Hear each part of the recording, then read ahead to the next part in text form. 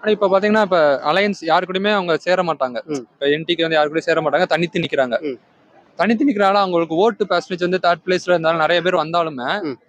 ஆனா எலெக்ஷனை பொறுத்தவரை பாத்தீங்கன்னா வெற்றி தானே மெயின். இப்ப பவன் கல்யாண் பாத்தீங்கன்னா அவங்க பாத்தீங்கன்னா அவங்களும் தனிச்சுனாங்க, ஜெயிக்க முடியல. சோ கூட்டணி வச்சதுக்கப்புறம் தான் அவங்களுக்கு ஒரு ஒரு சீட் கிடைச்சது. ம். இப்ப நம்மளே மக்கள் கமலஹாசன் வந்தாரு, அவராலையும் தனியா முடியல. ஆனால் அவரும் டிஎம்கே சேர்ந்து அவருக்கு ஒரு சீட் கிடைச்சது. ம். சோ என்னனாலுமே எலெக்ஷனை பொறுத்தவரை வெற்றி தானே பேசும்.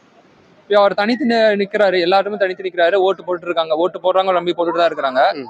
அப்படி இருக்கிறப்ப அதனால என்ன இது வெற்றி தானே மெயின். அப்ப யாராவது கூட்டணி சேரலாம்ல.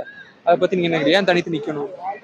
இப்போ பாத்தீங்கன்னா ஓட் பேங்க் மெயின். இப்போ எல்லா எலெக்ஷன் பாத்தீங்கன்னா ஒரு ஓட் பேங்க் வச்சு நீங்க ஒரு அமௌண்ட் பேசலாம், டீல் பேசலாம், அது மாதிரி நடக்கும் மோஸ்ட்லி. இப்போ நீங்க சீமன் பாத்தீங்கன்னா ஸ்டார்டிங் வந்த போஸ்ட் பாத்தீங்கன்னா ஓட் பர்சன்ட் கம்மியா இருந்துச்சு. இப்போ பாருங்க எவ்ரி எலெக்ஷன் பாருங்க, எவ்ரி ஃபேர் பாருங்க, உங்களுக்கு கிராஃப் கர்வேச்சர் வந்து உங்களுக்கு இம்ப்ரூவ் ஆயிட்டு இருக்கு. இன்னும் ஒரு 10 இயர்ஸ் நீங்க வெயிட் பண்ணி பாருங்க, கண்டிப்பா வந்து எம்எல்ஏ போஸ்ட்ல இருந்து எம்பி போஸ்ட்ல கண்டிப்பா அடிச்சிருக்காங்க.